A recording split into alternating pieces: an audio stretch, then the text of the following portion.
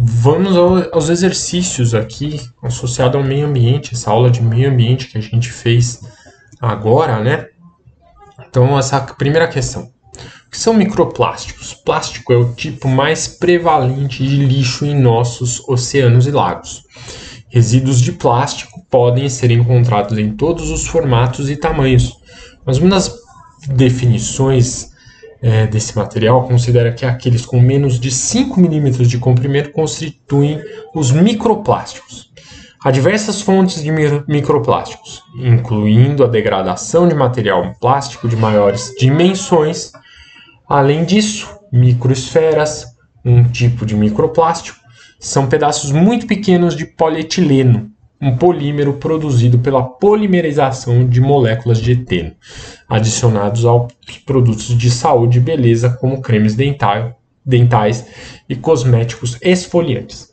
Essas pequenas partículas passam pelo sistemas de filtração de água e acabam nos oceanos e lagos, o que representa um risco potencial para a vida de organismos aquáticos. Muito bem, então sobre o correto é afirmar que, então a gente vai analisar cada uma das afirmações aqui, julgar verdadeiro ou falso e somar as respostas.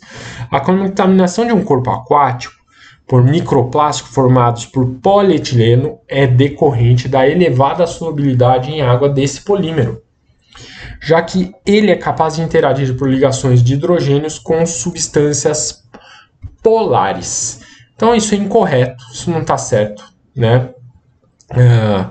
Se você tem polietileno, você lembra que ele veio do eteno, um hidrocarboneto, né? Que são apolares, são insolúveis em água, que é polar. Então não tem nada disso, não tem solubilidade nenhuma aqui, né? Então essa 1 é falsa. 2. A presença de microplásticos nos oceanos é decorrente do descarte e do tratamento inadequado de materiais poliméricos, algo que poderia ser minimizado com a adoção de políticas eficazes de incentivo e implementação de processos de reciclagem. Veja que o próprio texto, está correta essa, veja que o próprio texto fala sobre isso, fala do problema associado, né, com esses microplásticos nos oceanos e que eles são decorrentes do descarte e de um tratamento inadequado, né, dos materiais poliméricos, né? E também do fato da gente utilizar muito, utilização em larga escala. Isso daí está evidente no texto, né? Então, a 2 corretíssima. Um processo eficaz e pouco poluente para a degradação de plásticos, como alternativa ao descarte em aterros, consiste na combustão conduzida em ambiente aberto, já que esse processo leva à produção de substâncias inertes como o CO e o CO2. Eu diria que essa está absolutamente incorreta. CO e CO2 não são inertes. O processo de combustão provoca um aumento da poluição atmosférica. CO é poluente atmosférico e CO2 também, de certa maneira, é considerado um poluente atmosférico. Por quê? Porque está associado a processos de aquecimento global aí, né? Polímeros sintéticos como o polietileno são degradados rapidamente na natureza. Vamos ver. Será mesmo? Portanto, aí nós temos aqui a deposição. Você viu que esse meu 1 já foi suspeito. Esse é degradado rapidamente na natureza, é dureza, né, que pode ser realizada em aterros sanitários convencionais com baixo risco. Esse é exatamente o contrário. O polietileno não é degradado rapidamente, ele pode demorar séculos para sofrer degradação. Então não está correta aí, né? A substituição do 16, substituição do polietileno adicionado a cosméticos por polímeros biodegradáveis ou por polímeros naturais tem o potencial de reduzir a produção e a disseminação de microplásticos não degradáveis. Está correto. De fato, se for biodegradável, né, você consegue reduzir o problema de poluição ambiental, né? E 32, as ligações iônicas que unem os átomos na cadeia polimérica, né? Ligação iônica, né? Você tem ligação covalente, né? O polímero são ligações covalentes que unem os átomos, né? E que permitem a moldagem dele, né? Não, tá errado. Então, correta somente a nossa 2 aqui, né? E a 16, que dá uma soma aí de 18 nessa questão aí que a gente tem. Questão 2, né? Um dos principais problemas, né, ambientais presentes nos grandes centros urbanos é o smog fotoquímico. A palavra smog vem da concentração, né? Vem da contração. Que concentração? Contração. De duas palavras, o smoke, fumaça, e fog, neblina. O smog fotoquímico, né, ele consiste num processo que envolve poluentes primários e secundários, gerados por uma série de reações promovidas pela luz solar. Na alta temperatura dentro do motor, a combustão, nitrogênio e oxigênio reagem formando óxido nítrico, que, quando emitido pelo escapamento, é oxidado e a dióxido de nitrogênio na atmosfera. A luz solar provoca a decomposição fotoquímica do dióxido de nitrogênio. Certo? O oxigênio atômico altamente reativo combina com o oxigênio molecular para formar o ozônio. Daí, então, nós temos o problema, né? O ozônio é o principal poluente secundário, pois ataca ligações. Então, você tem um poluente primário aí, né? Você tem presente de NO2 e tudo mais. E pois ataca ligações C+C presente em moléculas biológicas e materiais componentes presentes nos automóveis, causando danos, né? A poluição por ozônio é intensificada pela inversão térmica que o concentra próximo ao chão, mas é diminuída pela umidade, que limita a produção de ozônio pela remoção de dióxido de nitrogênio. Muito bem. Então tá aí as equações associadas. E que outro problema, daí ele fala assim, que outro problema ambiental é causado pela reação da equação 3 aí.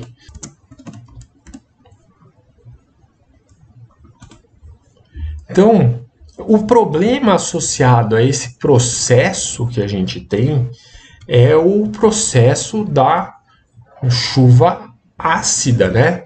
Então, a gente tem o processo de chuva ácida, que é um processo fundamentalmente associado aí, né? Então, quando ele fala que o NO2 está reagindo com a água e o oxigênio aí, e está produzindo HNO3, você tem o ácido nítrico.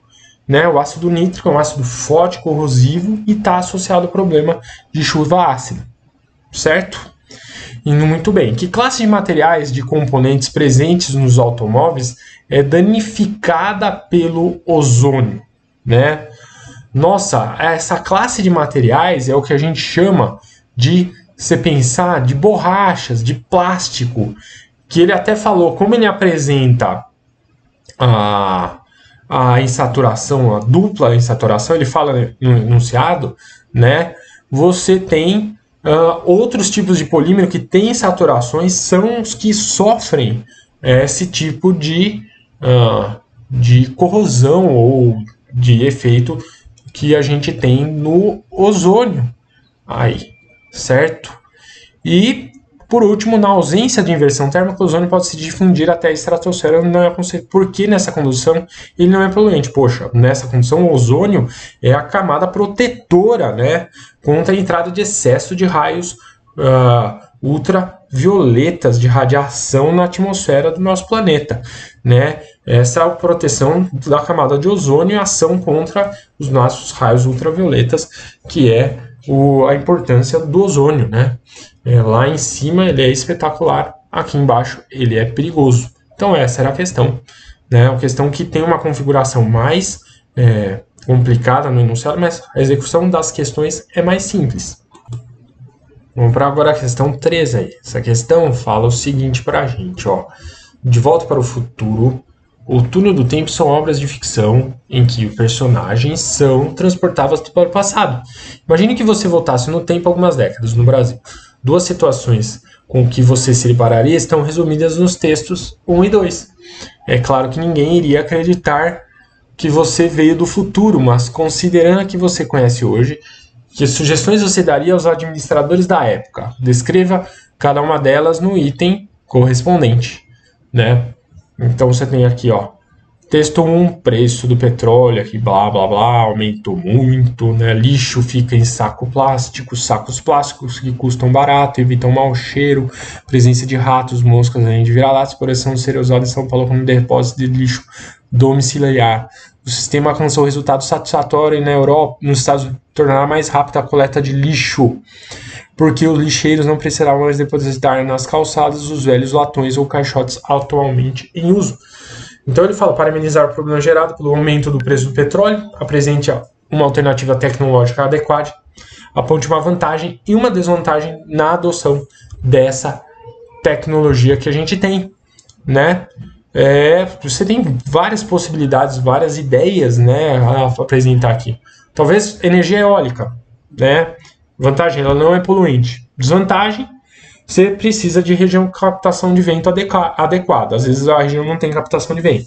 Energia solar, não poluente. Desvantagem, tem um custo razoavelmente mais elevado. Embora esteja caindo o custo, ele ainda é não tão concorrente, né? E, enfim, esse é outro problema. É o custo elevado, o próprio efeito visual no ambiente, né? Etanol é renovável, né? Mas você tem muitas áreas de cultivo. Você precisa. Biocombustíveis reapresenta resíduos e óleos, mas você tem um custo elevado ainda, né? Então precisa de coleta dessa matéria, que é muito complicado. Então você tem várias possibilidades, né? Agora o barulho produzido pelas latas nos horários de coleta tornou-se um dos alvos mais frequentes da seção queixas e reclamações. O jornal Estado de São Paulo, principalmente nas décadas de 40 e 50. Mas as populares latas de lixo já estavam com os dias contados em 72, quando a Prefeitura de São Paulo fez a experiência com sacos de polietileno, como mostra a notícia do texto 2, né? Aponte uma vantagem e uma desvantagem da adoção dessa medida, né? A vantagem, você tem um armazenamento, obviamente, mais higiênico dos detritos, maior rapidez na coleta, do descarte, do transporte que a gente vê. A desvantagem é o maldito polietileno, né? Acúmulo de plástico que não é degradável no meio ambiente, né? E aumento de plástico nesses aterros sanitários, e esse é um problema muito sério, né? Então essa é a questão da Unicamp, uma questão não é difícil, né?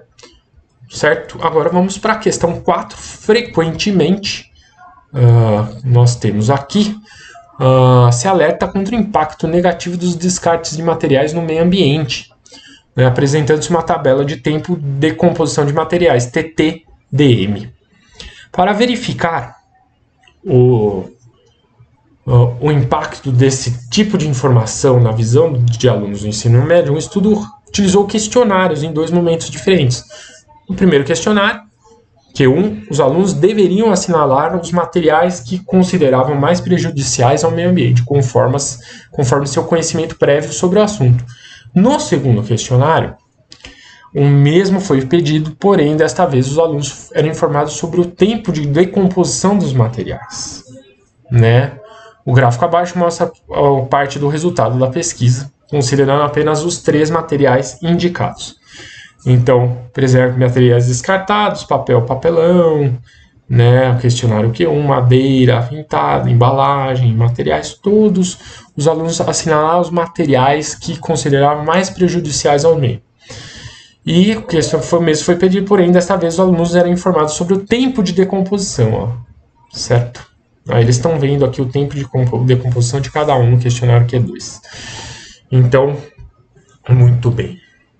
Aí ele fala, aí no item A, considerando as características da pesquisa, preencha as lacunas no quadro do espaço de resposta, levando em conta os resultados dos questionários Q1 e Q2 representados no gráfico.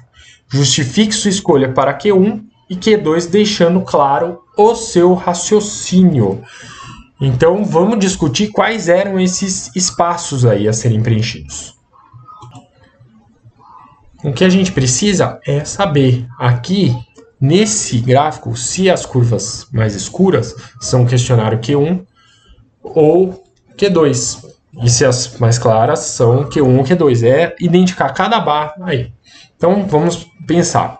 Se a gente vê aqui o questionário Q2, a gente vê que o vidro demora 1 milhão de anos, pilhas e baterias 50 anos, e o plástico, né, 400 anos. Então, como a gente pensa o seguinte, né? A gente espera, obviamente, depois que um cara vê isso, a gente pensa o seguinte: o nosso vidro aqui, ó, o nosso vidro, cara, ele tem uma porcentagem muito baixa aqui no primeiro. Só que a hora que ele se depara com aqui a ideia no questionário, que o que questionário? Os materiais que consideram mais prejudiciais. Nota o seguinte, a hora que ele bota o vidro aqui, ó, né? A hora que ele vê que o vidro é 1 milhão de anos, né, de posse disso daqui, ele ordena certinho. Primeiro vidro, depois plástico, depois pilha, né? Então, seguindo exatamente o tempo dá a ideia de quanto o material pode ser mais ou menos prejudicial. Então, as curvas mais claras estão associadas justamente ao questionário 2, né? Exatamente. E as curvas mais escuras, as barras mais escuras, ao questionário Q1, certo? Muito bem. Considerando pilhas e plásticos, comente separadamente as dificuldades técnicas em reutilizar, reaproveitar ou reciclar esses dois materiais. Então, vamos lá. A questão de dificuldade técnica de reutilizar, reaproveitar ou reciclar a pilha é principalmente a separação dos componentes tóxicos, né? E isso tem um custo elevado, né? E a questão de você ter metais pesados lá dentro, de você reciclar de metais pesados. Então você tem uma rede de coleta que não é muito eficiente e que descarta o processo de forma muito irregular, e a coleta e a próprio processo ser muito caro dificulta todo esse problema. A questão do plástico o custo da reciclagem é alto comparado à fabricação, né? Você não tem bons pontos de coleta e separação e você gasta muita energia no processo de reciclagem, tá? Então, por isso são os dois problemas que você tem aí, certinho? Então, espero que você tenha entendido essa aula de exercícios, uma aula de exercícios importante e interessante sobre o meio ambiente. Forte abraço e a gente se vê numa próxima. Brigadão.